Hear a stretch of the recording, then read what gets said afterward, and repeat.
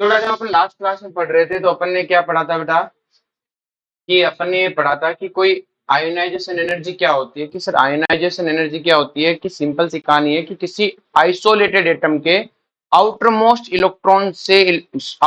Orbit से electron निकालने के लिए रिक्वायर्ड एनर्जी। तो इसका मतलब सिस्टम जो हमारे पास एलिमेंट है वो हमसे क्या करता है, एनर्जी रिक्वायर्ड करता है। एनर्जी क्या करता है बेटा, उसे एनर्जी चाहिए। मतलब जब हमारे पास कोई एक एटम है बेटा, अगर उसके पास अगर कोई इलेक्ट्रॉन है, अगर मुझे इस इलेक्ट्रॉन को बाहर निकालना है तो मुझे इसको एनर्जी देनी पड़ेगी।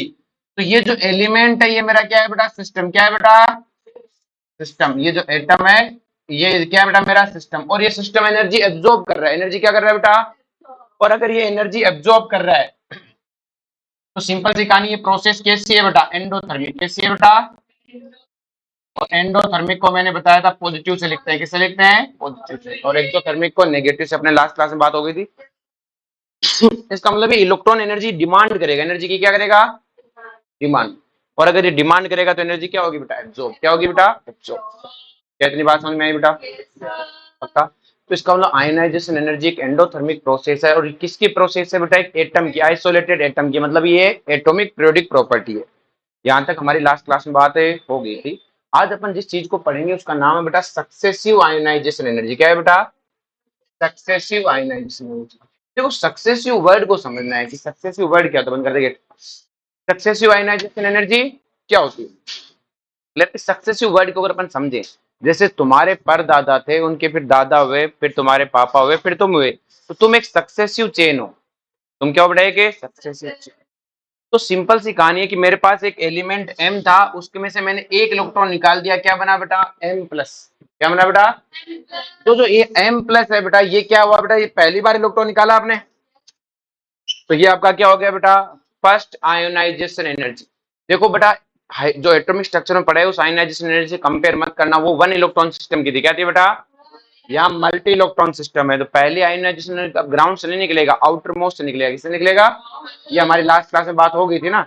तो अब देखो बेटा ध्यान से कि पहला इलेक्ट्रॉन निकाला तो m प्लस आ गया, फिर से m प्लस में से दूसरा इलेक्ट्रॉन निकालना है तो कहलाएगी सेकेंड आयोनाइजेशन एनर्जी। क्या कहलाएगी, इसी m2 प्लस में से तीसरा इलेक्ट्रॉन निकालेंगे तो क्या कहलाएगी बेटा, थर्ड। या इलेक्ट्रॉन एक ही है बेटा, दो मत लिखना ना। नंबर ऑफ इलेक्ट्रॉन हर बार एक एक निकल रहा है ना, दो इलेक्ट्रॉन थोड़ी निकले इस प्रोसेस में, एक ही तो निकला है। इस प्रोसेस में एक, इस प्रोसेस में एक।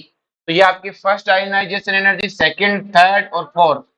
अगर मैं कहूं कि बेटा एक एटम ए में से m प्लस और इलेक्ट्रॉन निकल गया, एक दूसरे एटम में से m प्लस और इलेक्ट्रॉन निकल गया, तो क्या ये सेकंड आयोनाइजेशन एनर्जी है कि फर्स्ट है भाई। इसमें से निकला वो तो फर्स्ट है, इसमें से निकला वो क्या होगी, फर्स्ट ही होगी। वो दूसरा एटम है, ये दूसरा एटम है। किसी भी एटम का पहला इलेक्ट्रॉन तो इसका भी पहला और इसका भी पहला। ऐसा मत करना कि सर इसका निकला पहली इसकी निकली दूसरी, ऐसा नहीं करने का। एक ही एटम में से होना। सक्सेसिव मतलब क्या होता है, एक पीढ़ी में, एक ही पीढ़ी में। तो आप सक्सेसिव कब हो बेटा, कि m से m प्लस, m से m प्लस, m प्लस से दूसरा इलेक्ट्रॉन निकलना चाहिए, m प्लस से दूसरा। इसी तरह से m2 प्लस से तीसरा, m3 प्लस से चौथा। कि एक के बाद एक इलेक्ट्रॉन निकलना क्या कहलाता है, सक्सेसिव। क्या कहलाता है बेटा, आई बात समझ में। इसी तरह अगर मान लो अपने पास दूसरा एलिमेंट ए है, उसका पहला इलेक्ट्रॉन निकलेगा तो फर्स्ट आयोनाइजेशन एनर्जी, सेकंड निकलेगा तो सेकंड, थर्ड निकलेगा तो थर्ड, और उसके 3 प्लस में से निकलेगा वो क्या होगा बेटा, फोर्थ आयोनाइजेशन एनर्जी। अब देखो एक चीज देखिए बेटा, फोर्थ आयोनाइजेशन एनर्जी में चार्ज क्या आ रहा है, +4। थर्ड में कितना आ रहा है, 3। सेकंड में सेकंड, फर्स्ट में फर्स्ट। बोलो कोई दिक्कत है। हमसे कहा किसी एलिमेंट m की थर्ड आयोनाइजेशन एनर्जी, मुझे पता है m3 प्लस होगा। क्या होगा बेटा, किसी m2 प्लस में से निकला होगा, किसी m2 जो भी वो ग्राउंड बोले। अगर मान लो वो कहता है n-1 है, तो n-1 से निकलना क्या कहलाएगी बेटा, फर्स्ट। n-1 से निकालना क्या कहलाएगी, फर्स्ट। आगे बात में तो जो भी आपको ग्राउंड दे उसके बेस बोलना है। तो क्या आपको ये चीज कंफर्म हुई कि फर्स्ट सेकंड थर्ड क्या है। ये मत कर देना कि ये वाली कहानी मत कर देना कि ये फर्स्ट तो ये भी सेकंड ना। एक एलिमेंट में से +1 में से दूसरा निकला तो क्या हुआ, सेकंड। m2 प्लस में से निकला तो थर्ड, m3 प्लस में से निकला तो फोर्थ। आपका सक्सेसिव होना चाहिए, इसमें से पहला निकला, फिर जिसमें से पहला निकला उसी में से दूसरा, जिसमें दूसरा निकला उसी में से तीसरा, तो ही क्या कहलाओगे, सक्सेसिव। क्या कहलाओगे? सक्सेसिव। क्या समझ में आया बेटा? अब देखो बेटा ध्यान से कि ये जो आयनाइजेशन एनर्जी मैंने लिखी है ये एलिमेंट एम की सक्सेसिव है। किसकी सक्सेसिव है? एलिमेंट एम की सक्सेसिव। और जो ये आयनाइजेशन एनर्जी है ये एलिमेंट ए की सक्सेसिव है। इसका मतलब इस थर्ड का आपस में सक्सेसिव बना नहीं है, दो अलग अलग खानदान के सक्सेसिव है, दो अलग अलग खानदान के सक्सेसिव। आ रही बात में? अब अगर एक सिंपल से तुम्हें बात कहूं बेटा कि एक सिंपल सा मतलब होता है ना, बहुत सिंपल सा कंसेप्ट होता है। एक सेकंड रुको, पधारो माता, टाइम पे आएगा। अगर अपन बात करें बेटा, एक सिंपल सा लॉजिक क्या होता है कि एक ही अगर आप ध्यान से देखो तो तुम तुम्हारे परिवार के सबसे बुद्धिमान जीव हो, सबसे इंटेलिजेंट पीढ़ी हो। तुम्हारे परदादा से इंटेलिजेंट तुम्हारे दादा, तुम्हारे दादा से इंटेलिजेंट तुम्हारे पापा, और उनसे इंटेलिजेंट है तुम। चाहे किसी भी चीज में हो, ऐसा नहीं पढ़ना ही हो, पढ़े पढ़े खाने में हो इंटेलिजेंट हो, पढ़े पढ़े खा रहे हो उनको मूर्ख बना बना के खा रहे हो, इंटेलिजेंट हो तभी तो खा रहे हो। क्लियर? तुम उनसे ज्यादा इंटेलिजेंट हो। तुम उन्हें कह सकते हो कि तुम्हारे अहोभाग्य कि हम पैदा हुए तुम्हारे खानदान में, वरना मूर्खों का खानदान रह जाता। क्लियर है? हम पैदा हुए तुम्हारा भाग्य है, इतना इंटेलिजेंट तुम्हारे खान। अब ये मत कहना कि सर हमारे घर पे पास में एक बुजुर्ग आदमी जो मरने वाला है लेकिन वो मुझसे ज्यादा इंटेलिजेंट हर चीज में, वो दूसरे खानदान का है।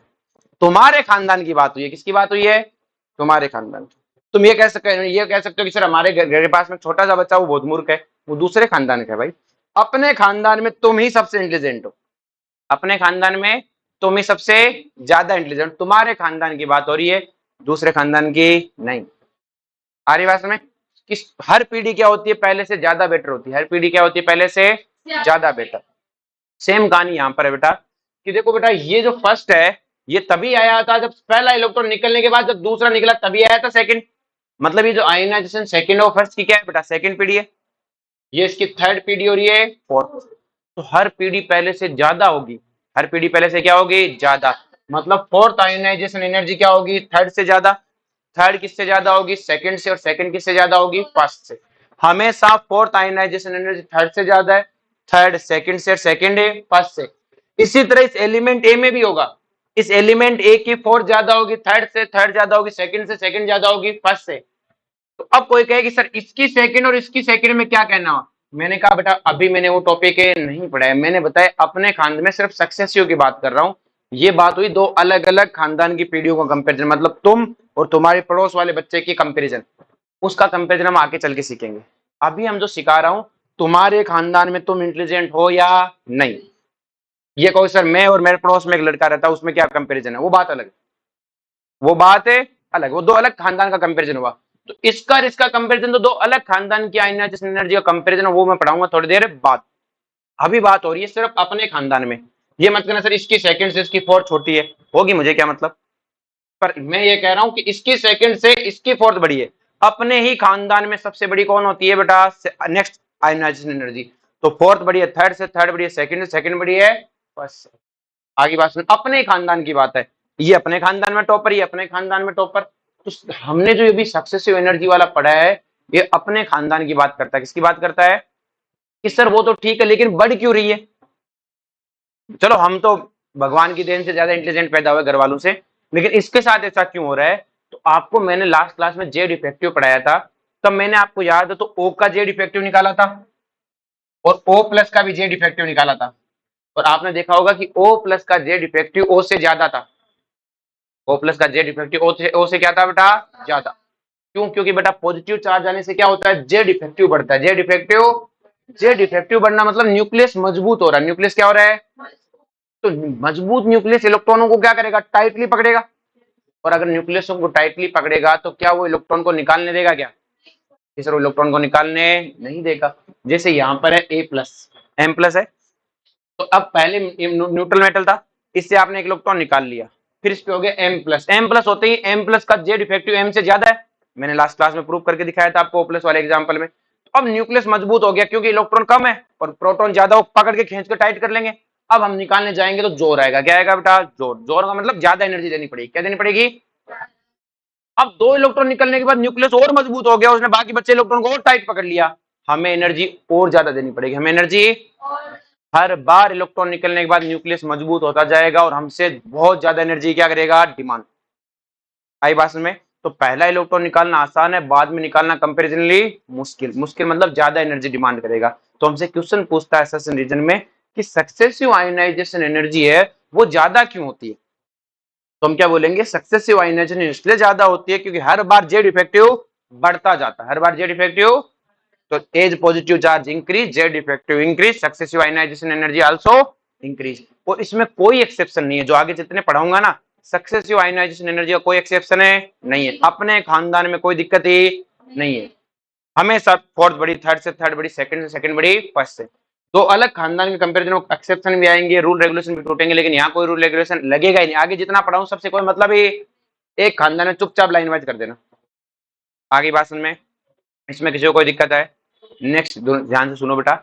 आप इसको आप ऐसे भी सिंपल तरीके से भी समझ सकते हो कि एक छोटा सा बच्चा, छोटा बच्चा समझते हो ना, सब इतना सा होता है चिंगा सा, ठीक है, बोलना नहीं जानता हो ढंग से।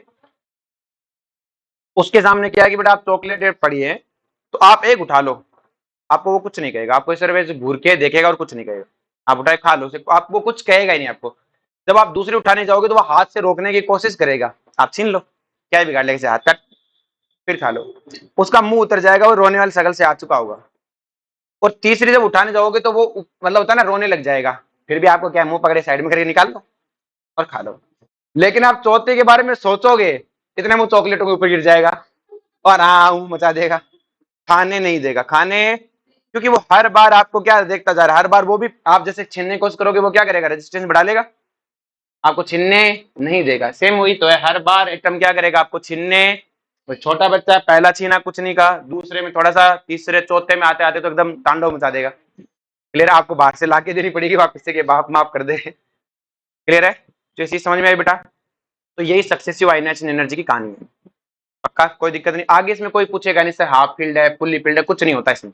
कोई हाफ फील्ड, फुल्ली फील्ड, छोटा बड़ा कोई मतलब नहीं, एक खानदान में हमेशा ज्यादा। हमारी बात में आप ये बात जरूर ध्यान रहे कि अगर आपके खानदान में कोई छोटा बच्चा है, मतलब तुम्हारा छोटा भाई है, तो फिर तुम सबसे ज्यादा इंटेलिजेंट है नहीं हो, तुम्हारा छोटा सबसे ज्यादा इंटेलिजेंट है।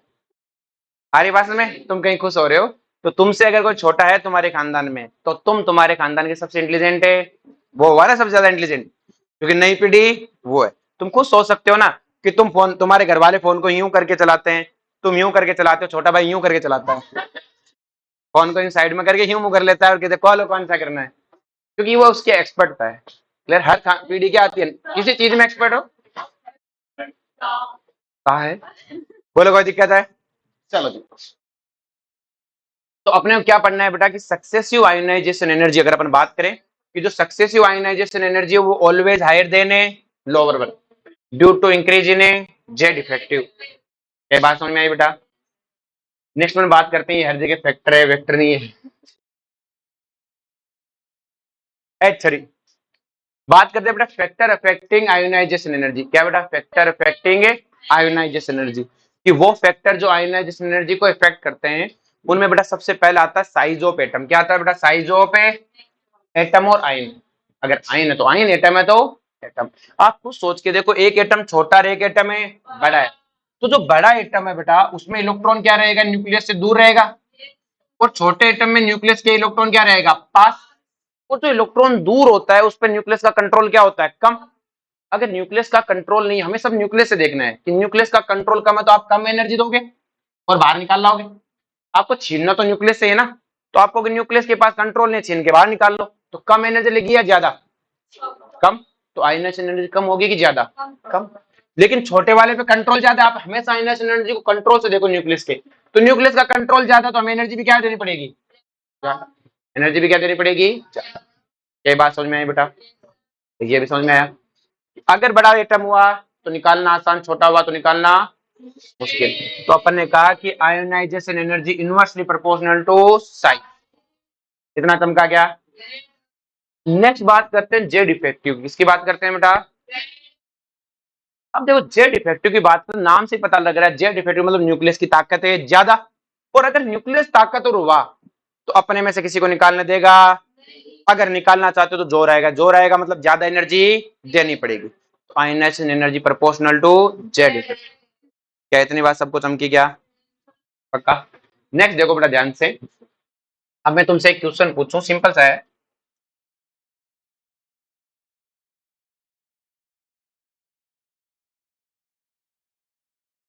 ये 1s, ये 2s और 2p, 3s 3p और 3d, और यहाँ 4s, यहाँ पे क्या है 4s। मुझे एक बात बताओ बेटा तुम लोग, कि मेरे पास इलेक्ट्रॉन एक तो 3d में और एक 4s में है, तो बताओ 4s और 3d में से अगर इलेक्ट्रॉन निकालना है तो बताओ आयोनाइजेशन एनर्जी किसकी ज्यादा होगी, 3d वाले की 4s वाले की। देख लो निकालना किसको आसान है, 4s को कि 3d को। 4s को। क्यों निकालना आसान है, बाहर है। बात हुई थी अभी न्यूक्लियस से क्या है, दूर है, न्यूक्लियस से क्या है, हमने कहा हाँ न्यूक्लियस से दूर है, इसका मतलब न्यूक्लियस से दूर है, तो निकालना किसको आसान हुआ बेटा, 4s को। तो इसका मतलब 4s की आयोनाइजेशन एनर्जी क्या है, 3d से है।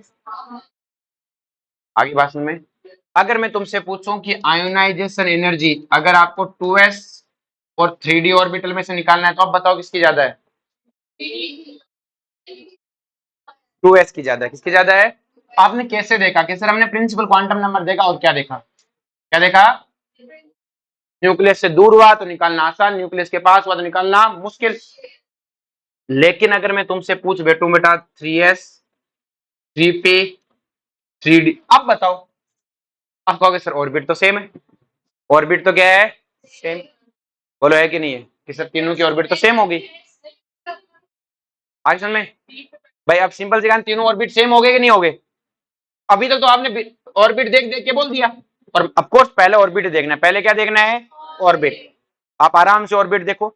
अब किस तरह तो तीनों एक ही ऑर्बिट में रहते हैं, तो अब देखो सिंपल सी कहानी है कि अगर एक ही ऑर्बिट में अगर तीन जने बैठे हैं, जैसे मान लो ये तुम्हारी बेंच पे तीन जने बैठे हैं, क्लियर है, मैं यहाँ खड़ा हूँ, अब एक बच्चा थोड़ा आगे झुक के बैठा है, एक थोड़ा पीछे होके बैठा है, और एक थोड़ा और पीछे होके बैठा है, पॉसिबल है, एक बेंच में आगे पीछे हो सकता है, जैसे तू थोड़ी आगे से तू पीछे हो जाए, हो गया ना आगे पीछे, है दोनों एक ही बेंच पे, है दोनों एक ही बेंच पे, लेकिन एक ऐसा आगे झुक के बैठा है, एक ऐसे पीछे झुक के, एक बीच में बैठा है अपनी जगह पे, जहां जैसे मान लो बेंच है, तो एक तो ऐसे झुक के बैठ गया, एक अपनी जगह, और एक पीछे होके बैठ गया, तो क्या अपनी ऑर्बिट में आगे पीछे हो गए कि नहीं हो गए, किसी ने अपनी ऑर्बिट में आगे पीछे, भाई बेंच पे बैठे, एक यूं थोड़ा झुक के बैठा है, एक अपनी जगह, एक यूं पीछे होके बैठा है, तो है पोजीशन वही, लेकिन इनमें भी क्या है डिफरेंस, क्या है बेटा। अब आपने एक चीज देखी थी कि सर जो आउटर मोस्ट फोरस है ना बेटा, इसकी एनर्जी तो कम है कि ज्यादा, फोर की एनर्जी ज्यादा है कि थ्री ऑर्बिट की एनर्जी ज्यादा है, फोर ऑर्बिट की एनर्जी ज्यादा है, क्योंकि बेटा न्यूक्लियस से दूर जाने पे एनर्जी बढ़ती है, नेगेटिव में घटती है, नेगेटिव में, तो फोर्थ ऑर्बिट की एनर्जी ज्यादा है, और इसका मतलब जिस ऑर्बिट की एनर्जी ज्यादा है वो न्यूक्लियस से क्या होता है दूर, न्यूक्लियस से क्या होता है कि सर ये तो समझ में आ गया, न्यूक्लियस से दूर है, ऑर्बिट की एनर्जी कम है, किसकी एनर्जी कम है, किसकी 3D वाले की, लेकिन इसे निकालना मुश्किल है, इसे निकालना, आप ऐसे कई बार बच्चा कह सकता है कि 3D की एनर्जी कम है, तो वह ठीक है 3D का आयनाइजेशन एनर्जी कम, अरे आयनाइजेशन एनर्जी अलग है, ऑर्बिट की एनर्जी अलग है, इसकी ऑर्बिट की एनर्जी कम है, तो ऐसे समझो ऑर्बिट की एनर्जी कम मतलब न्यूक्लियस के पास में, न्यूक्लियस के पास में तो निकालना मुश्किल, निकालना। सेम कहानी इनके साथ भी है, अगर मैं इनके लिए n+l रूल लगाऊं, क्या लगाऊं बेटा, और n+l रूल लगाऊं तो इसका n+l कितना है, 3, इसका 4, इसका, तो इनकी एनर्जी का ऑर्डर क्या आएगा, 3s की सबसे कम, फिर 3p सबसे ज्यादा, ये एनर्जी ऑफ ऑर्बिट है, एनर्जी ऑफ है, इसको कुछ बच्चे आयनाइजेशन एनर्जी का ऑर्डर ले लेते हैं, अरे ये आयनाइजेशन एनर्जी नहीं है, ऑर्बिट की एनर्जी, की एक ऑर्बिट में 3s की एनर्जी कम है और 3d की क्या है ज्यादा, अगर 3s की एनर्जी कम है तो आपको भी मैंने बताया कम एनर्जी वाला न्यूक्लियस के पास, अब अपने को यहीं से देखना है, अपना सब कुछ न्यूक्लियस से, तो हमने पहले देखा कि इन तीनों की एनर्जी निकाली, इन तीनों की एनर्जी n+l से देखी, तो भाई यहां तो साफ साफ दिख रहा था ऑर्बिट से देख दी थी, यहाँ ऑर्बिट सेम है तो n+l से देखी, और n+l से देखने में मुझे पता चला कि 3s की एनर्जी कम है, आयोनाइजेशन एनर्जी की बात नहीं हुई है, ऑर्बिट की एनर्जी कम है, ऑर्बिट की एनर्जी कम है मतलब न्यूक्लियस के पास है, और आपको पता है जो चीज न्यूक्लियस के पास उसे निकालना क्या हुआ, निकालना मुश्किल, चमका क्या, अरे बोलो पक्का, तो इसको निकालना क्या हुआ मुश्किल, इसको निकालना क्या हुआ आसान, इसको निकालना और आसान, क्योंकि न्यूक्लियस से दूर, हम सब कुछ न्यूक्लियस से देखते हैं, किसे देखते हैं, इसका मतलब आयोनाइजेशन एनर्जी का ऑर्डर क्या आया बेटा, कि एस से निकालना मुश्किल, फिर पी से, फिर ए, और सबसे आसान, सबसे ज्यादा आयोनाइजेशन एनर्जी सबसे कम किसकी, एफ से, अगर एफ और होता तो एफ का होता, तो इसका मतलब अगर सेम ऑर्बिट हो, ये तभी देखना है जब ऑर्बिट क्या हो, सेम। अगर ऑर्बिट सेम नहीं तो हम ऐसे देख लेंगे, आसान है कि नहीं। ऑर्बिट सेम नहीं तो आप चुपचाप देखो, अगर सेम ऑर्बिट आ जाए, क्या जाए, सेम है, तो हमें n प्लस एल रूल लगाना होता है। अब मैंने कहा n प्लस एल रूल कहाँ लगाते फिरोगे, सीधा याद रख लो, s पास में होता है, फिर p, फिर d, फिर f, जब सेम ही ऑर्बिट हो, जब सेम ही ऑर्बिट हो तो s ऑर्बिट न्यूक्लियस के ज्यादा पास होता है। क्यों होता है, क्योंकि उसकी एनर्जी क्या होती है, कम। कम एनर्जी होने से न्यूक्लियस के पास, न्यूक्लियस के पास तो निकालने में आएगा जोर, जोर आएगा तो ज्यादा एनर्जी देनी पड़ेगी। इसी को बोलते हैं पेनिट्रेशन पावर ऑफ ऑर्बिटल। क्या बोलते हैं, पेनिट्रेशन पावर ऑफ। आपको अगर सेम एनर्जी के चारों, सेम ऑर्बिट के चार ऑर्बिटल दे दे तो किसको पेनिट्रेट करना आसान है, किसको पेनिट्रेट करना, तो इसी को क्या बोलते हैं बेटा, पेनिट्रेशन पावर ऑफ सबसे। ये तभी देखना है जब क्या हो, ऑर्बिट नंबर क्या हो, सेम। तो क्या हो गया, higher will be the penetration power, more energy required to remove outermost electron, तो आयनाइजेशन एनर्जी ऑर्डर SPDF। लेकिन ये तभी देखना है जब क्या हो बेटा, ऑर्बिट नंबर क्या हो, सेम। अगर मैं तुम्हें कहूं बेटा 5p और 6s, बताओ किसमें निकालना, किसकी आयनाइजेशन एनर्जी ज्यादा होगी, 5p की ज्यादा होगी। आप ऑर्बिट देखो, क्या देखोगे, लेकिन अगर मैं तुम्हें 5p और 5s देता, अब किसकी ज्यादा होती, आगे बात समझ में। तो पेनिट्रेशन पावर हर टाइम नहीं देखना, बच्चा हर कहीं लगा रहा होता है, नहीं, पहले क्या देखना है, ऑर्बिट देखनी है। आप ऑर्बिट के हिसाब से न्यूक्लियस से दूर हो तो निकालना आसान, एनर्जी कम। अगर ऑर्बिट वाइज सेम हो तब ऑर्बिटल पे देखना, और ऑर्बिटल में ऐसे निकालना मुश्किल, इसी को बोलते हैं पेनिट्रेशन। हर जगह नहीं देखना है, ऑर्बिट सेम होनी चाहिए, ऑर्बिट क्या होनी चाहिए, सेम। आप न्यूक्लियस से देखो ना, न्यूक्लियस से दूर ज्यादा है, ठीक है, निकालना आसान। न्यूक्लियस से दूरी समान दिख रही है तो फिर n प्लस एल के हिसाब से s थोड़ा पास है, s थोड़ा क्या है, पास।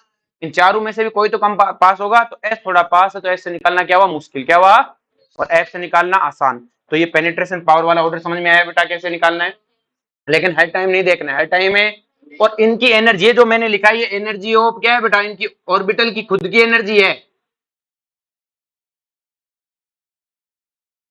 अरे सब ऑर्बिट लिख दे, ऑर्बिटल लिख दे, 4s बोल दे, एक ही बात है तो उसी एक डब्बे की तो बात करूंगा। मैं हमेशा इलेक्ट्रॉन एक साथ पूरे सब ऑर्बिट के निकाल देता हूँ क्या, एक डब्बे को तो निकालता हूँ। अब तुम वो बच्चे थोड़ी रहे हो जो एटॉमिक स्ट्रक्चर पढ़ते समय पूरा एकदम ध्यान रखते थे, सब ऑर्बिट, ऑर्बिटल। अब मुझे पता है p ऑर्बिटल, मतलब डब्बे की तो बात करूंगा, तीनों डब्बों की बात करूंगा तब भी वही बात है, क्योंकि तीनों डब्बों की एनर्जी तो क्या है, सेम। आगे बात में, इसलिए मैं इस चीजों को अपन ध्यान नहीं देते, जो मुंह पे आया बोल दिया। आई बात में, चलो जी। नेक्स्ट बात आती है कि आयनस एनर्जी तीन चीजों पे डिपेंड करता है। पहले तो डिपेंड करता है साइज पे, इस पे डिपेंड करता है साइज, जो दूर हुआ उससे निकालना आसान, उसके एनएच कम। दूसरा जेड इफेक्टिव देखते हैं, ठीक है, जेड इफेक्टिव हम देखते नहीं, हम तो सिर्फ सुनते हैं, किसी ने कहा जेड इफेक्टिव, जैसे स्टेटमेंट क्वेश्चन है। तीसरा हम पेनिट्रेशन देखते हैं, जब ऑर्बिट सेम हो जाए, ऑर्बिट क्या हो जाए, same, 3s 3p 3d 2s 2p 4s 4p 4d 4f, same orbit वाले चार में कंपेरिजन हो, वरना तो हम सीधा सीधा देख देते हैं। उसके बाद आती है, वो आती है इलेक्ट्रॉनिक कॉन्फ़िगरेशन।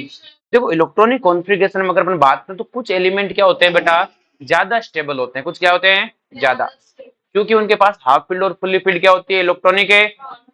तो कुछ एलिमेंट के पास हाफ फील्ड और फुल्ली फील्ड इलेक्ट्रॉनिक कॉन्फ़िगरेशन होने के कारण वो क्या होते हैं बेटा, जितने स्टेबल होने चाहिए उनसे ज्यादा स्टेबल होते हैं, और जितने स्टेबल होने चाहिए उनसे ज्यादा स्टेबल होते हैं। इसलिए अगर हम उनसे इलेक्ट्रॉन निकालने जाते हैं तो वो कहते हैं यार हम कुछ एक्स्ट्रा चार्ज करेंगे, हम कुछ क्या करेंगे, एक्स्ट्रा चार्ज करेंगे। अब तुम कोल्ड ड्रिंक की बोतल यहीं खरीद के पियो, तुम कोल्ड ड्रिंक की हॉल में खरीद के पियो, पता लग जाएगा एक्स्ट्रा चार्ज क्या होता है। क्लियर है, आ रही बात समझ में। अब ये क्या करते हैं कि भाई हमने कहा तुम एक्स्ट्रा चार्ज क्यों करोगे, तो कहता है कुछ ब्रांड नाम की चीज होती है कि नहीं, तो हम बढ़िया एकदम स्टेबल माल दे रहे हैं, क्या दे रहे हैं, स्टेबल है माल, बढ़िया, हमारे एकदम प्रोडक्ट एकदम बढ़िया स्टेबल है। क्लियर है, तो अब हम इनका कितना एक्स्ट्रा पे करें, क्लियर है, तो हमें बहुत ज्यादा एक्स्ट्रा पे नहीं करना है, थोड़ा सा ज्यादा क्या पे करना है, थोड़ा सा। तो हाफ फील्ड और फुल्ली फील्ड ऑर्बिटल क्या होते हैं बेटा, ज्यादा स्टेबल होते हैं, तो हमें क्या करना है, उनको थोड़ा सा ज्यादा एनर्जी देनी है। अब बच्चा कहता है सर थोड़ी सी कितनी ज्यादा, तो हिसाब है कि यूं ही शुरू हो जाते हो। मैंने क्या करना है कि तुम्हें कुछ नहीं करना, तुम्हें उनका ऑर्डर लिखना है, उस ऑर्डर में जहां उनको बिठाए उनसे एक आगे बिठा देना, जहां पे भी उनका ऑर्डर है उससे एक आगे। अभी एग्जाम्पल कराऊंगा तब समझ में आ जाएगा, सारी बात समझ में। तो हमने क्या देखा बेटा कि half filled and fully filled orbital are a more stable, so they have slightly higher energy. कितनी ज्यादा एनर्जी बेटा, एक ज्यादा, एक नॉर्मल ऑर्डर से, जो नॉर्मल ऑर्डर है उससे बेटा आगे बात समझ में। अब बड़ा इनकी ट्रेंड्स की बात करें, किसकी बात करें, ट्रेंड कि भाई पीरियोडिक टेबल में left to right up to down जाने पे इनके क्या ट्रेंड रहते हैं। तो मुझे पता है कि जो ये आयोनाइजेशन एनर्जी है साइज के तो इनवर्सली प्रोपोर्शनल है, लेकिन मुझे ये भी पता है कि जेड इफेक्टिव के प्रोपोर्शनल है, जेड इफेक्टिव के। तो अगर मैं लेफ्ट टू राइट एक पीरियड में जाने की कोशिश करूं, तो जब मैं लेफ्ट टू राइट जा रहा हूँ तब जेड इफेक्टिव बढ़ता है बेटा, जेड इफेक्टिव, और एटॉमिक रेडियस साइज घटती है। और ये दोनों ही बात आयनाइजेशन एनर्जी को फेवर करते हैं कि नहीं करते, कि सर दोनों ही चीज आयनाइजेशन एनर्जी को फेवर करते हैं, इसका मतलब आयनाइजेशन एनर्जी बढ़ेगी। तो लेफ्ट टू राइट जाने पे आयनाइजेशन एनर्जी बढ़ती है। समझा क्या। अगर मैं यही चीज बेटा ग्रुप में अप टू डाउन बात करूं, कैसे बात करूं बेटा, अप टू डाउन बात करूं, तो अप टू डाउन जाने पर क्या होता है बेटा, जेड इफेक्टिव आपका सेम रहता है, जेड इफेक्टिव क्या रहता है, नियर बाई सेम, लेकिन साइज बढ़ रही होती है। और साइज बढ़ रही होती है तो आयनाइजेशन एनर्जी क्या होगी बेटा, कम, क्या हो रही होती है, कम। क्या बात समझ में आई बेटा, बोलो भाई। चलो जी। अब हमें क्या करना है बेटा, इनको आयनाइजेशन एनर्जी के ऑर्डर में अरेंज करना है, आयनाइजेशन एनर्जी के ऑर्डर में क्या करना है बेटा, अरेंज। एक सेकंड रुको।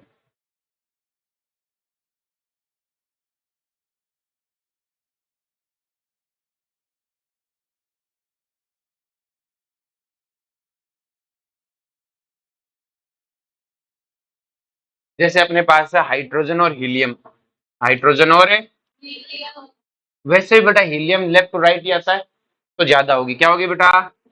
दूसरा मैं कह सकता हूँ ये फुल्ली फिल्ड है, ये क्या है बेटा, जबकि ये क्या है, क्योंकि हीलियम की एक्चुअल रेडियस तो हाइड्रोजन से छोटी है बेटा, वो तो वंडरवॉल रेडियस हवा भरी हुई है, क्या भरी हुई है, हवा। रियलिटी में तो छोटा ही है साइज में, क्लियर है। इलेक्ट्रॉन तो आप इसके रियल साइज में से निकालोगे थोड़ी, कहोगे हवा वाले इलाके से निकालोगे, भाई इसकी रियल साइज तो ये है और हवा के कारण इतनी काउंट हो रही है। इलेक्ट्रॉन तो आप यहाँ से थोड़ी निकालोगे, इलेक्ट्रॉन तो आप यहीं से निकालने जाओगे कि नहीं निकालने जाओगे। आ रही बात में। भाई कोई ऐसे कहे कि ऐसे साइड में से बैलून लगा लगा के ऐसे बॉडी बना ले, कहते मेरे देखो मसल्स इतने भयंकर हो रखे, लेकिन वो लड़ने जाएगा तो बैलून से थोड़ी लड़ेगा, असली मसल से लड़ पाएगा ना। तो हम इसके इलेक्ट्रॉन तो असल में से एटम में से निकालेंगे, इसकी वो ऐसे झूठी साइज में से थोड़ी निकालेंगे। आ रही बात में। और ऊपर से ये फुल्ली फील्ड भी, ऊपर से क्या है, fully field. Half fully field नहीं बोलते इसके लिए। देखो ध्यान से, एस ऑर्बिटल होता है उसका सिर्फ फुल्ली फील्ड देखा जाता है S2, इसका S1 नहीं होता कुछ भी, इस तरह S1 हाफ फील्ड। ये तो वो वाली कहानी होगी ना बेटा, दोनों हाथ में लड्डू, दो इलेक्ट्रॉन में तो फुल्ली फील्ड, एक हुआ तो हाफ फील्ड, ये तो मौज ही मौज करेगा जब तक जिया मजे मजे।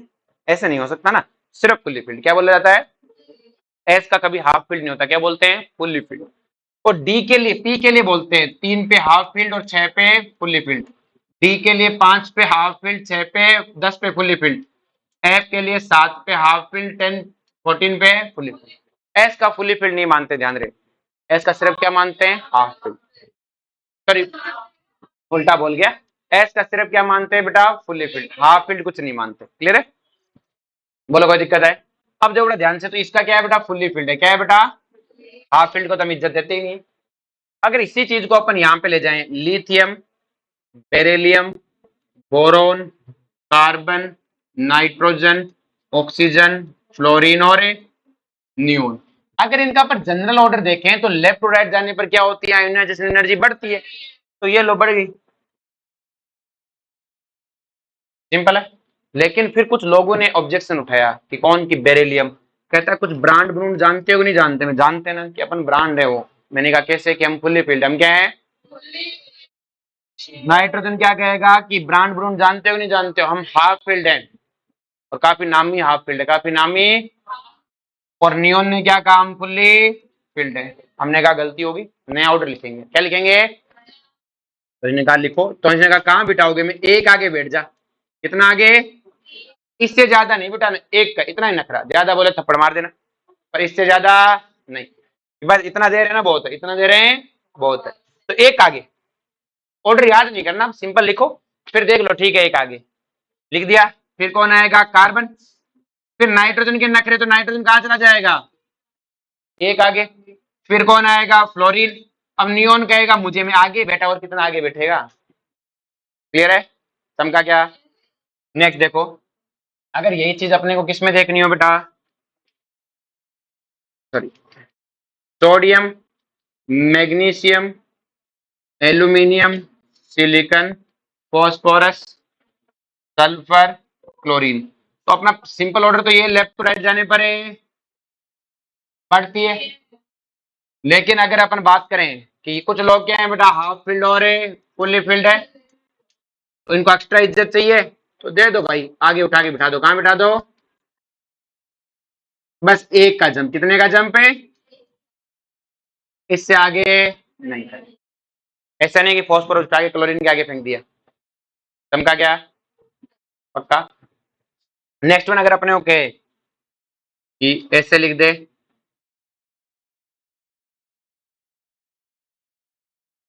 इसमें क्या ऑर्डर होगा? ये अप टू डाउन है बेटा पीरियोडिक टेबल में, और अप टू डाउन जाने पर क्या होती है? कम।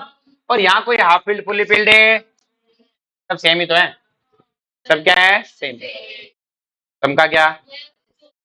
पक्का। कोई दिक्कत इसमें? चलो जी, ये चीज सबको समझ में आ गई ना? अब आगे आगे बढ़ते हैं।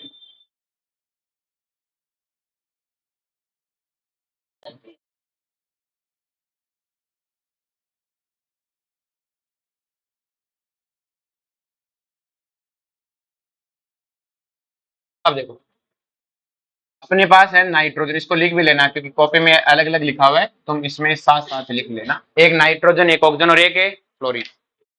नाइट्रोजन की इलेक्ट्रॉनिक कॉन्फ़िगरेशन क्या है? 2s2 2p3।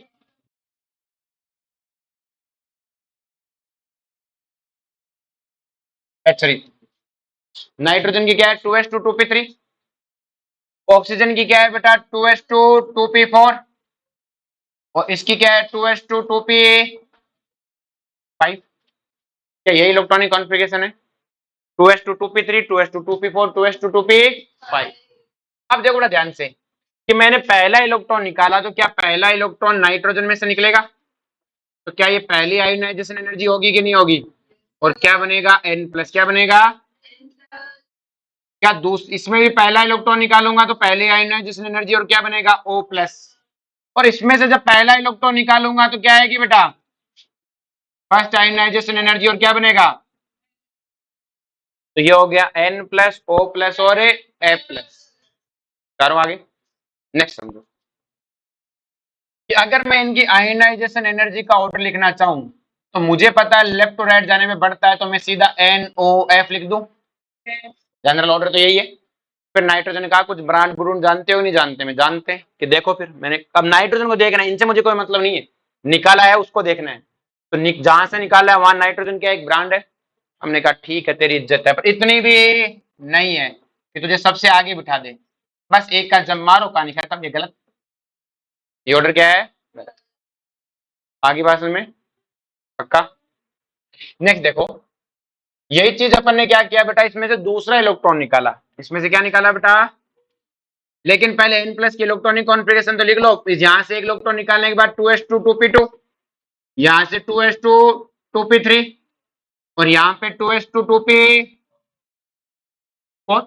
अब मैं दूसरा इलेक्ट्रॉन निकालूंगा तो ये N2 प्लस बनेगा। ये क्या बनेगा बेटा?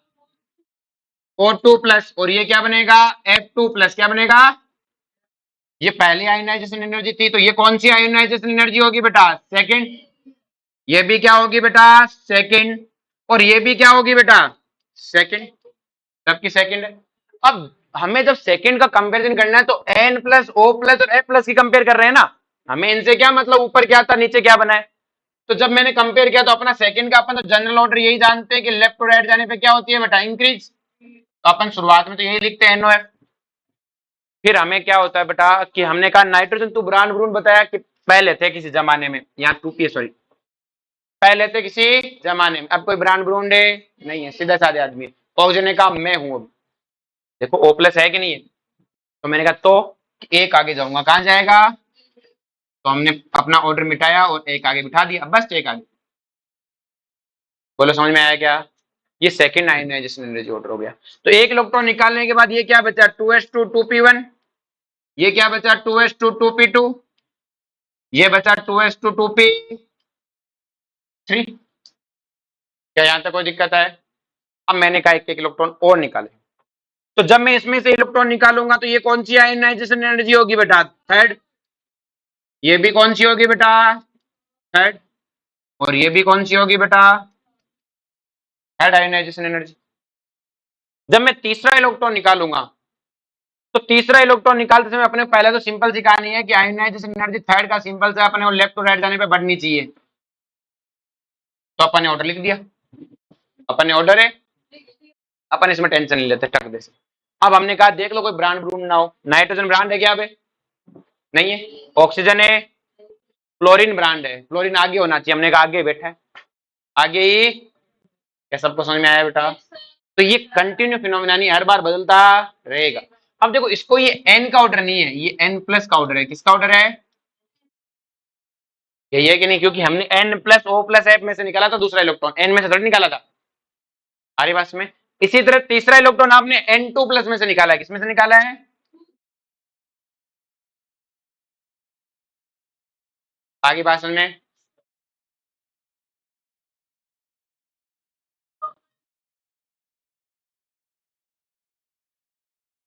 क्या बनने वालेगा, हाँ तो एन प्लस को देखा है, हाँ तो देख ध्यान से, पहला इलेक्ट्रॉन निकाला तो इसको देखूंगा, अरे भाई निकाला तभी तो लिखा है, लाइनस एनर्जी क्या है, इलेक्ट्रॉन निकाला, किससे निकाला, एन से,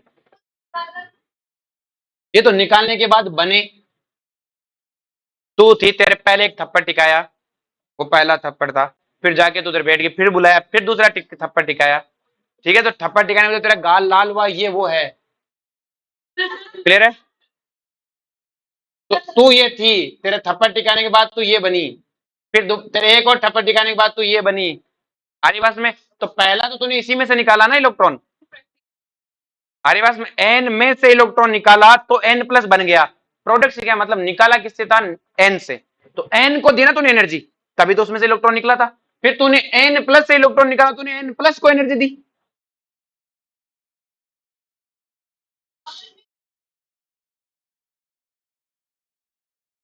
बेटा निकल, क्योंकि बेटा था, निकाला तूने इसमें से है, किसमें से है, हाँ तो उसी को देखूंगा ना, वो कितना रजिस्ट कर रहा है, जिससे निकाल रहा हूं वही तो रजिस्ट करेगा ना, निकलने के बाद ये क्या रजिस्ट करेगा, जब मैं तेरे थप्पड़ मारने वाला था तभी तो तू रजिस्ट करेगी, बाद में क्या थप्पड़ टिक गया, उसके बाद जाके बैठ गई, तो कहूंगा कि बाद में देखो क्या बना, ये रजिस्ट करेगा पहला इलेक्ट्रॉन निकालने में, दूसरे इलेक्ट्रॉन में ये लड़ेगा, तीसरे इलेक्ट्रॉन की लड़ाई ये लड़ेगा, आई बात समझ में, बोलो यहां तक कोई दिक्कत है किसी को, चलो यहां तक समझ में आया।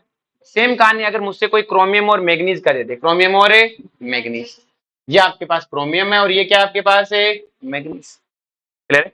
अगर क्रोमियम में से अगर मैं पहला इलेक्ट्रॉन और मैग्नीज में से पहला इलेक्ट्रॉन निकालूं तो इसमें से पहला इलेक्ट्रॉन निकालने के बाद क्या बनेगा, क्रोमियम प्लस, और इसमें से निकालने के बाद क्या बनेगा, एमएन प्लस। अब मुझे नहीं पता ये नीचे क्या है, मैंने इलेक्ट्रॉन इसमें से निकाला है और यहाँ पे इसमें से निकाला है, तो मैं अगर बात करूं तो इसमें से जो इलेक्ट्रॉन निकला है वो 4s में से निकला है, किसमें से निकला है, निकला तो इसमें से भी 4s में से पहला इलेक्ट्रॉन, लेकिन अगर मैं इसकी आयोनाइजेशन एनर्जी की बात करूं बेटा तो इसमें से हाफ, इसमें 4s1 में से निकला, जबकि इसमें 4s2 क्या है, फुल्ली फिल्ड, क्या है बेटा, फुल्ली फिल्ड, एस का सिर्फ फुल्ली फिल्ड लेते हैं, तो 4s2 में से निकालने में जोर आएगा, जबकि 4s1 में से निकालने में जोर नहीं आएगा, जोर आएगा मतलब आपने ज्यादा एनर्जी, आपने क्या दी बेटा, ज्यादा, तो ज्यादा एनर्जी दी मतलब आयोनाइजेशन एनर्जी फर्स्ट मैग्नीज की ज्यादा है, किससे, क्रोमियम से, हमारे पास में क्यों, उससे जोर है, इसे क्या है बेटा, जोर।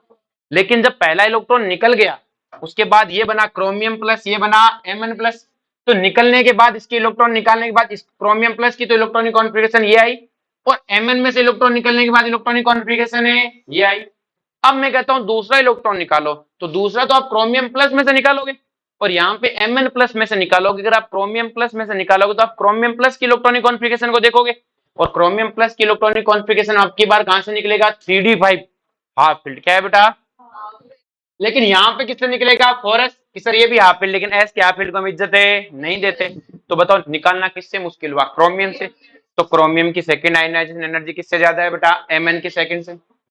अगर अब निकालने के बाद सेकंड इलेक्ट्रॉन निकालने के बाद ये बना बेटा, ये बना क्रोमियम 2 प्लस, और ये क्या बना बेटा, MnA2 प्लस, यही तो बनेगा ना। अब अगर मैं थर्ड इलेक्ट्रॉन निकालना चाहूं, क्या निकालना चाहूं, इन दोनों का थर्ड इलेक्ट्रॉन निकालना चाहूं, तो किस में जोर आएगा बताओ, इसमें जोर आएगा, किसमें जोर आएगा, इसमें तो निकलेगा 3d4 से, क्योंकि क्रोमियम 2+ में से निकलेगा ना थर्ड इलेक्ट्रॉन, तो आ रही बात में। और यहाँ पे Mn2+ में, लेकिन यहाँ हाफ फील्ड से निकलेगा, तो थर्ड किसकी ज्यादा होगी, मैग्नीज। आ रही बात में। तो ऐसे पीरियोडिक टेबल में कई सेट बनते हैं और आपको इस तरह के क्वेश्चन पूछते हैं। जैसे मैग्नीज है, उसका फर्स्ट सेकंड पे तो कुछ नहीं बनता, लेकिन Mn2+ और Fe2+ यहाँ कंपेरिजन करवाता है। मैंने कहा ये आपको लिख के देगा कि ये Mn2+ और Fe2+ की इलेक्ट्रॉनिक कॉन्फ़िगरेशन लिख के दे दी, और पूछेगा बताओ अब किसकी आयनाइजेशन एनर्जी ज्यादा है। तो ये Mn2+ 3d5 है, आपको लिखना होगा वो Mn2+ की सीधी, और Fe2+ की ये रही। अब बताओ निकालना किसमें से मुश्किल है, Mn में से। आगे बात में बोलो, कोई दिक्कत है इसमें, पक्का। चल, ये ऑक्सीजन फ्लोरीन वाला यहाँ अलग से लिखा हुआ है, वो मैंने पहले समझा दिया एक साथ, है ना, ताकि समझ में आ जाए। यहाँ तक सबको समझ में आया बेटा। अब हम बेटा क्या करते हैं कि ये आयनाइजेशन एनर्जी का जो डाटा है ना, अगर हमें कोई आयनाइजेशन एनर्जी के डाटा दे, तो हम उससे क्या कर सकते हैं, हम ये कैलकुलेट कर सकते हैं कि आउटर मोस्ट में कितने इलेक्ट्रॉन है। आउटर मोस्ट में कितने, हम किसी भी एटम के अगर कोई मुझे 4-5 आयनाइजेशन एनर्जी के ऑर्डर दे, तो मैं उससे बता दूंगा कि उसके आउटर मोस्ट में कितने इलेक्ट्रॉन थे। इनर नहीं, आउटर। किसमें, किस सर कैसे, कि देखो बड़ा ध्यान से अगर आप अच्छे से समझने की कोशिश करो। ये 1s ऑर्बिट है, ये 2s और है, 2p ऑर्बिट है, ये 3s 3p 3d ऑर्बिट है, और ये 4s ऑर्बिट है, ये 4s2, ये 3d10, और ये 3p6 3s2, ये से भरा हुआ है पूरा। अब अगर मैं देखो बेटा पहला इलेक्ट्रॉन निकालूंगा तो वो किससे निकलेगा, 4s से। उसकी आयनाइजेशन एनर्जी क्या होगी बेटा, फर्स्ट क्या होगी बेटा, दूसरा इलेक्ट्रॉन निकालूंगा, क्या वो भी अभी 4s से निकलेगा। पहले पहले एक निकल गया, फिर दूसरा भी, तो 4s2 में 2 थे ना, तो दूसरा भी निकले। और मैंने आपको बताया था एक एटम की सक्सेसिव हमेशा क्या होती है, ज्यादा।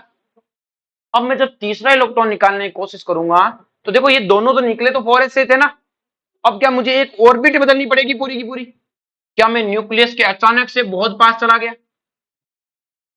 भाई यहाँ पे एक इलेक्ट्रॉन निकलने के बाद न्यूक्लियस मजबूत हुआ, पॉजिटिव चार्ज आने से न्यूक्लियस मजबूत होता है, तो निकालने में जोर आया। लेकिन अब तो आप न्यूक्लियस के बहुत पास चले गए, क्योंकि आपको ऑर्बिट बदलनी पड़ी। तो क्या तीसरी आयनाइजेशन एनर्जी में अचानक से बहुत ज्यादा चेंज आ जाएगा, ऑफकोर्स ज्यादा होगी, लेकिन होगी भी बहुत ज्यादा। अगर मैं कहूं बेटा आपके पास ये इलेक्ट्रॉनिक कॉन्फ़िगरेशन है, 3s2 3p4 2s2 2p6 1s2, क्या पहला इलेक्ट्रॉन 3p से निकलेगा, दूसरा भी 3p से, तीसरा भी 3p से, चौथा भी 3p से, और पांचवा 3s से, छठा 3s से। तो क्या इन 6 इलेक्ट्रॉन निकालने के लिए ऑर्बिट तो 3 रही कि दूसरी हो गई थी, कि सर ऑर्बिट तो 3 रही, ऑर्बिट तो क्या रही, 3। तो चेंज तो होगा, चेंज तो, लेकिन मेजर चेंज कब आएगा, जब 7वां इलेक्ट्रॉन निकलेगा। क्या निकलेगा, आगे पास में। अब देखो इसमें पहला इलेक्ट्रॉन निकलने के बाद ये 3s2 3p3 हो गया। अब ऑफकोर्स इससे निकालना में थोड़ा सा चेंज है, लेकिन इतना चेंज नहीं होगा जितना ऑर्बिट बदलने पे होगा। तो 6 निकलने के बाद 7वां इलेक्ट्रॉन जमा एकदम न्यूक्लियस के पास पहुंच जाओगे। इन 6 इलेक्ट्रॉनों में कह रहा हूं कि पहली से ज्यादा दूसरी, तीसरी, फिर चौथी, फिर पांचवी, फिर छठी, हमेशा 6 तक ज्यादा ही होंगी। लेकिन जो 7वीं निकलेगी आप अंदर जाओगे और न्यूक्लियस कहेगा अब नहीं ले जाने दूं, अब ले जाने। अचानक से क्या होगा बेटा, बहुत चेंज आएगा 7वें में। फिर 8वां कहां से निकलेगा, फिर 2p से ही है, तो 7वें 8वें में ज्यादा डिफरेंस है।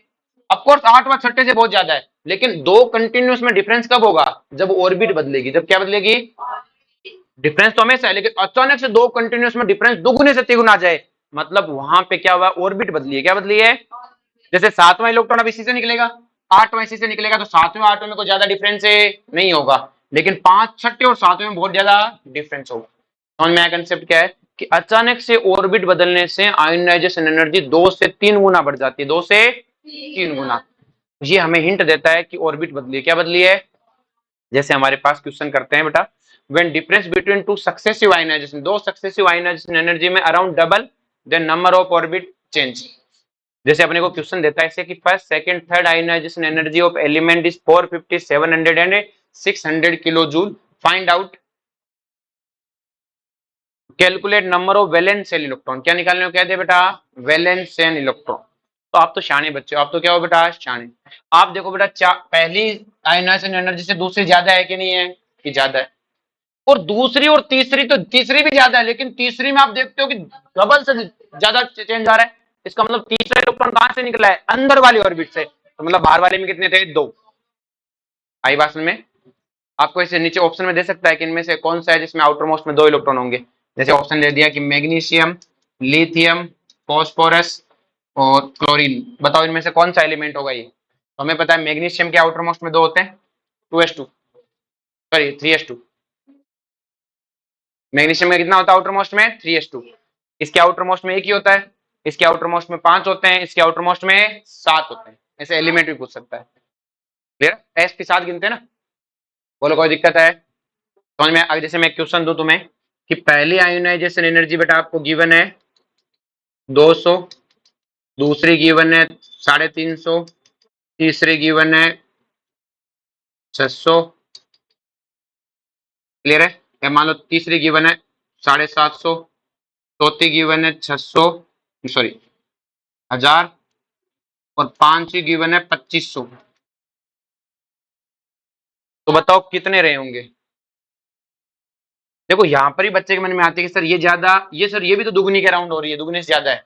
लेकिन बेटा अब यहाँ बार बार ऑर्बिट थोड़ी बदलती है, बार बार ऑर्बिट है। अगर आप देखोगे तो यहाँ 200 से 350, 350, आपके मन में आएगा कि यार यहाँ पर भी चेंज हुआ, मतलब ये तीसरा इलेक्ट्रॉन अंदर से निकला होगा। अपन एक बार इग्नोर करें, अपन एक बार क्या करेंगे, आगे बढ़े। फिर क्या हो रहा है, ज्यादा चेंज नहीं है। लेकिन चौथी और पांचवी में तो बहुत ही ज्यादा अंतर है। ऐसे हर 2 इलेक्ट्रॉन पे ऑर्बिट थोड़ी बदल रहा होता है। हमने कहा कि पांचवी और इलेक्ट्रॉन है ना वो अंदर से निकला है, पांचवा क्या निकला है, अंदर से निकला है। हमारी बात में तो इसका मतलब आउटर में कितना है, 4। जहां चेंज हुआ अचानक से वो अंदर से, तो 5 वो तो अंदर से निकला है, तभी तो इतना चेंज है। तो इसका मतलब आउटर मोस्ट में कितने हैं, 4। फिर कहो सर ये भी तो दुगना आ रहा है, यहाँ क्यों नहीं रोए आप। ये हो सकता है हाफ से निकला हो। किससे निकला हो, जैसे 2p4 था तो 2p3 निकालना मुश्किल रहा होगा। लेकिन ये अचानक जो चेंज दिखा रहा है हमारी भाषा में। नेक्स्ट देखो एक और है, 200, 300, 450, 1000, 1200। अब बताओ कितने रहे होंगे आउटर मोस्ट में, 3। देखो यहाँ पे चेंज हुआ, यहाँ बढ़ा, लेकिन यहाँ दुगुने से तिगुना बढ़ा। कि सर यहाँ पे मैं यहाँ देख इन दोनों में कोई ज्यादा डिफरेंस है, ओके सर इससे तो ज्यादा हो, मुझे क्या मतलब इससे, मुझे 2 सक्सेसिव देखनी है। तो इसका मतलब ये अंदर से निकला है, ये कहां से निकला है, तो ये आउटर हो गया। ये क्या हो गया, चमका क्या। नेक्स्ट देखो, अगर मैं तुम्हें क्वेश्चन दूं बेटा,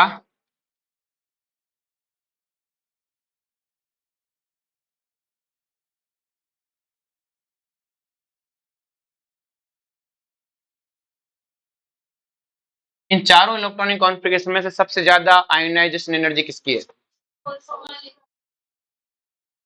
सोच लो, इतना आसान नहीं पूछता मैं।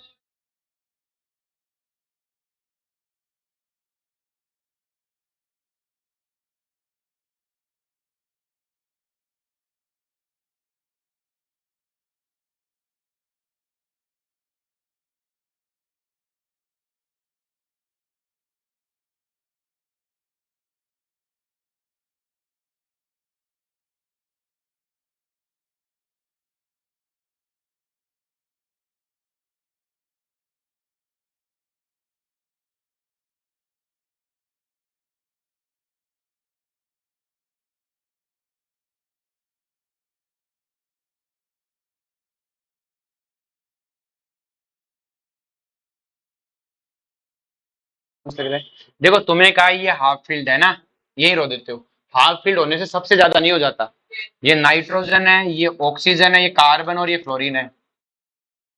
तो नाइट्रोजन ऑक्सीजन से ज्यादा हो सकता है, फ्लोरीन से ज्यादा नहीं। हाफ फील्ड देख के रो मत देना। हरी बात में हाफ फील्ड देख के मैं फील्ड है ध्यान से, ऐसे हाफ फील्ड नहीं करना है। ठीक है, ये हर बार एक बच्चे की गलती होती है, हाफ फील्ड देखते ही रो देते हो, हाफ फील्ड मास्टर ने बताया था टिक मारा। ब्रांड नाम की कोई चीज होती है, ब्रांड इतना ही है कि एक ज्यादा। तो लिख लो एलिमेंट कौन सा है। हमारी पास में हाँ मुझे यूं देता, एक P3 है, एक P4 है, कुछ बताता नहीं किसका एलिमेंट है। P5 में भी समझ जाता नहीं होगा। आई बात में हाँ, यूं पूछे हाफ फील्ड की ज्यादा होती है, मैं कहता हाँ हाफ फील्ड की ज्यादा होती है, हाँ भरवा लो। लेकिन ज्यादा एक का ही एलिमेंट लिखो कौन है, चमका क्या, पक्का छाप लो इसे, गलती करोगे।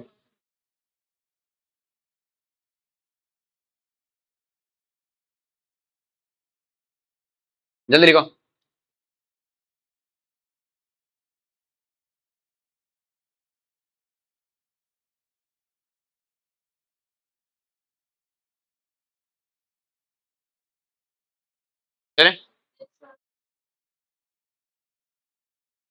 ये तो मैंने आपको बता दिया था बेटा, सिंथेटिक होते हैं, मैन मेड होते हैं, ठीक है। अब बेटा कुछ एक्सेप्शनल बिहेवियर, अब नॉर्मल बिहेवियर होते हैं कुछ एलिमेंट्स के, क्लियर है। उनमें जो सबसे पहले आता है अपने पास बोरॉन फैमिली। कौन आता है बेटा? Boron family. तो बेटा बोरॉन फैमिली में क्या है, हमें पता है इसमें जो गैलियम गेला तो था ही बेटा, उस गेले के चक्कर में सारे के सारे काम उल्टे सुल्टे होते हैं। तो आपने एक मूवी देखी थी बेटा जिसमें यूं कहते हैं कि एक बड़ा सा डब्लू है जिसके नीचे बहुत सारा पैसा है, देखिए ना, वही है, बस वो डब्लू थोड़ा टेढ़ा है, वो डब्लू थोड़ा सा क्या है, टेढ़ा। तो आप डब्लू को ऐसे बना लो, थोड़ा टेढ़ा। टेढ़ा देखो, जैसे डब्लू सीधा तो ऐसा होता है बेटा, सारे किनारे बराबर, लेकिन जैसे टेढ़ा करोगे तो ये वाला किनारा नीचे आ जाएगा, ये वाला ऐसा आ जाएगा। अब चुपचाप लिख दो बेटा, boron, aluminium, gallium, indium, thallium. आपके पास क्या आ जाएगा, आयोनाइजेशन एनर्जी का ऑर्डर। सब ज्यादा किसकी है, बोरॉन की, फिर थैलियम की, फिर गैलियम की, फिर एल्यूमिनियम की, और सबसे कम किसकी है, इंडियम की। क्लियर? ऐसे याद नहीं कर पाओगे, लेकिन डब्लू में याद कर जाओगे। एक बड़ा सा डब्लू जो कि टेढ़ा है, जो कि क्या है, टेढ़ा। अब टेढ़ा इधर से मत कर देना वरना उल्टा हो जाएगा, यूं टेढ़ा बना दो, मास्टर ने टेढ़ा ही कहा था। आई बात में, इस तरह साइड से थोड़ा टिल्ट करके घर पे एक दो बार बनाना, इसमें बनेगा नहीं, मैं गारंटी देता हूँ एग्जाम में नहीं बनेगा। घर पे जाके यूं टेढ़ा बना के देखना, सही टेढ़ा बना पाते हो क्या, क्योंकि टेढ़ा बनाने में तो इंडियम नीचे जाएगा, थेलियम थोड़ा बीच में से आएगा, वरना तो दोनों बराबर हो जाएंगे। क्लियर है? अब वो हमसे पूछता है ऐसा क्यों, तो गैलियम तो गेला था ही, ये गेला किस कारण हुआ था, ट्रांजिशन कॉन्ट्रेक्शन के कारण। और थेलियम के लिए तो मुझे पता है लेंथेनाइड कॉन्ट्रेक्शन। आगे बात समझ में। सेम कहानी है बेटा कार्बन फैमिली में। किसमें बेटा, कार्बन फैमिली में अप टू डाउन जाने पे आयोनाइजेशन एनर्जी घटनी चाहिए थी, लेकिन बेटा ऑर्डर तो ये आना चाहिए था, कार्बन, सिलिकॉन, जर्मेनियम, लेड और टिन, सॉरी टिन और लेड, ऑर्डर यही आएगा बेटा। लेकिन अगर मैं बात करूं तो ये पीबी होता है ना बेटा, इस पे क्या लगता है बेटा, लेंथेनाइड कॉन्ट्रेक्शन। लेंथेनाइड कॉन्ट्रेक्शन से क्या होता है कि सर साइज कम हो जाती है, साइज क्या हो जाती है, कम। तो काई कम हो ना हो, जेड इफेक्टिव तो बढ़ जाता है भाई। लेंथेनाइड कॉन्ट्रेक्शन से न्यूक्लियस का न्यूक्लियर चार्ज तो बढ़ रहा था, तो न्यूक्लियस मजबूत हो जाता है, और मजबूत न्यूक्लियस इलेक्ट्रॉन को निकालने के लिए थोड़ी एक्स्ट्रा फीस से मांगेगा, तो इसलिए लेड थोड़ा सा क्या आ जाता है, टिन से आगे, थोड़ा सा ज्यादा होता है, ज्यादा फर्क है नहीं। नेक्स्ट वन आते हैं डी ब्लॉक। डी ब्लॉक बहुत वेरिएशन से भरा पड़ा है, तो अपन ने उनको ग्रुप वाइज सेट कर लिया और अब ग्रुप याद करते हैं। अपन सबसे पहले ग्रुप 3 की बात करते हैं, तो पहले अपन ग्रुप याद करते हैं, ग्रुप 3, ग्रुप 4, 5 और 6 और 10, ग्रुप 7, 8, 9, 11, 12। पहले तो ग्रुप 3 तो अकेला ही, फिर क्या है 4, 5, 6, 10, साथ साथ बोलो 4, 5, 6, 10। उसके बाद क्या है बेटा, आगे समझ में, इसका याद रखो। ग्रुप 3 में मुझे पता है नीचे जाने पे आयोनाइजेशन एनर्जी घटती है, बस इसका याद है। फिर सीक्वेंस पता होनी चाहिए। इनके लिए क्या कर दो, जस्ट उल्टा, इनके लिए जस्ट क्या कर दो, कर दिया। और लास्ट वाले में एक आगे, एक है 3D को आगे भेज दो, 3D को क्या भेज दो, क्लियर है? क्या याद रखोगे, पहले वाले में 3D बड़ा, 4D 5D, लास्ट आगे नेक्स्ट वाले सीरीज में उल्टा, और उसके बाद में 3D को एक आगे। और फिर मत देखो कौन किधर है, ठीक है, एक अलग अलग याद करो तो भूल जाओगे। 7 याद करो, G3, 4, 5, 6, 10 और 7, 8, 9, देखो 4, 5, 6, 10, 4, 6, 10। बोलो आगे समझ में, इसका याद है क्योंकि नीचे जाने पे घटती है, इसका उल्टा, इसमें एक आगे, इसमें एक है। अब बात करें बेटा इनकी, अगर अपन ग्राफ वाइज बात करें तो देखो, अगर ये है बेटा एल्कलाइन मेटल, देखो एल्कलाइन मेटल में क्या हो रहा है, नीचे जाने पे घट रही है बेटा आयोनाइजेशन एनर्जी। इसी तरह बेटा एल्कलाइन अर्थ मेटल में भी नीचे जाने पे आयोनाइजेशन एनर्जी घट रही है। बोरॉन फैमिली की बात करूं तो देखो पहले घटी, ये तो डब्ल्यू वाला कहलाएगा, फिर देखो थोड़ी सी बढ़ी है, फिर थोड़ी सी बढ़ी है। तो देखो इसकी 577, इसकी 579 है, तो क्या गैलियम थोड़ा सा एल्यूमिनियम से ज्यादा है, वही अपना उल्टा डब्ल्यू आया, तिरछा डब्ल्यू आया था। तो देखो गैलियम की एल्यूमिनियम से क्या है, ज्यादा। इसी तरह इंडियम से ज्यादा किसकी है, थेलियम की, इसकी 558 है, उसकी 589 है, क्लियर है। पर कार्बन फैमिली में देखो ध्यान से, टिन की 708 है, इसकी 715 है, थोड़ी सी ज्यादा है, क्या थोड़ी सी, ऑलमोस्ट तो घट ही रही है देखो, पर थोड़ी सी बढ़ गई, थोड़ी सी बढ़ गई। इसी तरह नाइट्रोजन फैमिली में बात करोगे तो नीचे जाने पे घट रही है बेटा, सीक्वेंसली घट रही है, इनमें भी घट रही है। हेलोजन फैमिली की बात करें तो क्या हो रहा है बेटा, सीक्वेंसली घट रही है। और नोबल गैस में भी बेटा क्या हो रहा है, तो बहुत अच्छे से घट रही है, बहुत अच्छे से। देखो इनमें देखोगे तो ज्यादा घट नहीं रही है, यहाँ देखो यहाँ तो बराबर सी होने लग गई थी ना, यहाँ नोबल गैस में देखो दबा के डिफरेंस है, तो जीनोन की तो बहुत घट गई बेटा इनके कंपैरिजन में, हीलियम के कंपैरिजन में तो आधी रह गई। जबकि अगर आप यहाँ देखो तो यहाँ 1600 है, यहाँ 1000 है, यहाँ 1400 है, यहाँ 700 है, लेकिन यहाँ पे आधी से भी कम है। 2300 से क्या हो रहा है बेटा, 1100 ही हो रहा है। इसलिए जीनोन के कंपाउंड्स हैं, 4-5 जो नोबल गैस में कंपाउंड वो किसके हैं, जीनोन के। ये कैसे हैं वो अपन आगे बात करेंगे। यहां तक समझ में आया बेटा। अब जो बेटा अगर मैं बात करूं, ये ऑर्डर जरूर लिखना आप कॉपी में।